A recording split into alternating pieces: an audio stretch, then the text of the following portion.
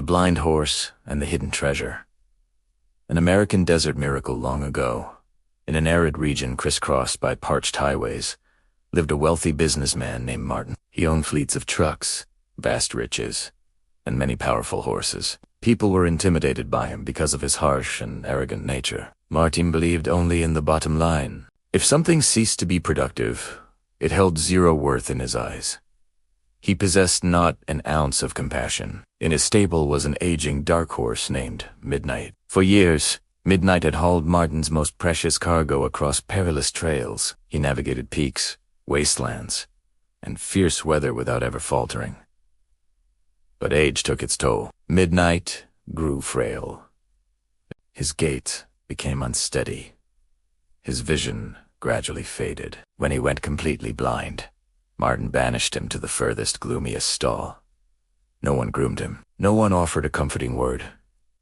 Midnight stood in silence, abandoned. In that same area lived an impoverished lumberman named Adam. He was in his 50s, his posture bent from decades of labor. His hands were calloused and worn. He shared a modest cabin with his wife and 5 kids. Each day, Adam hauled enormous bundles of timber on his own back from distant ridges. He had no vehicle, no beast of burden, no assistance. His own strength was his only tool. Adam sold much of his lumber to Martin. Every transaction involved insults. Martin made him wait, paid him poorly, and spoke to him like he was worthless. Adam endured quietly, not from fear but because his family needed to eat. Love gave him the strength to continue. One day, Adam entered Martin's stables for the first time. He saw the robust horses first, glossy and well cared for. Then his gaze shifted to the shadowy corner. There stood Midnight. The horse was motionless, emaciated, and sightless. His head hung low. Adam felt a pang in his heart. He saw his own reflection in that horse. Both had labored until they were spent. Both had been cast aside. Adam approached and laid a gentle hand on Midnight's neck. The horse didn't shy away. He leaned into the contactee. First tenderness he'd known in ages, Adam spoke to him softly, feeling his own eyes grow damp. Later, Adam asked Martin why the horse suffered such neglect. Martin replied with fury, stating the animal was worthless. Adam asked if he could take the horse. Martin snorted and ridiculed him, refusing outright. That very night, Martin stormed into the stable, consumed by old anger. Years prior, Midnight had lost 2 bags of gold during a freight run. Martin had never let it go. He whipped Midnight, blaming him for all his troubles. Then he commanded his workers to take the horse deep into the wilderness and abandon him to die. The next day, Adam journeyed into the desert to gather wood. As he walked, he heard a faint noise, a fragile, broken whinny.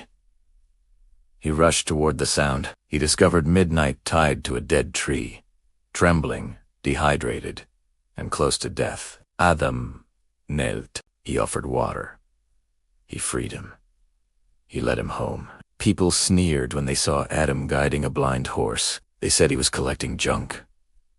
Adam paid no mind. He believed heaven often conceals blessings inside what the world throws away. Adam and his family nurtured Midnight with unwavering patience. They provided food, water, and soft-spoken encouragement. Slowly, the horse regained his strength. Blind Midnight perceived everything. He listened. He remembered. One dawn, Midnight grew agitated. He nudged gently, as if urging Adam to follow. Adam trusted him. They ventured into the desert together. Midnight moved with surety. He didn't trip. He traced an ancient path buried deep in his memory. They arrived at a rocky area marked by a stone shaped like an eagle's head. Midnight halted. He pawed the ground. Adam dug and uncovered 2 ancient sacks buried in the earth. Inside was gold, the very treasure Martin had lost long ago. Adam took only what he needed. He returned home and used the gold prudently. He bought provisions. For the first time in years, his children ate until they were full. But Martin noticed. Suspicion festered. Avarice clawed at his heart. Martin trailed Adam back to the desert with a hired hand. At the treasure site, Martin confronted him. He yelled. He made threats. Greed corrupted everything. Martin and his worker began to brawl over the gold. In their frenzy, they wounded each other severely. Adam and Midnight emerged unharmed. Adam rebirred part of the gold and left that place for good. He returned home and never grew arrogant. He aided others. He never forgot his roots. In time, Adam used a portion of the gold to pay for a veterinary procedure. Midnight regained his sight.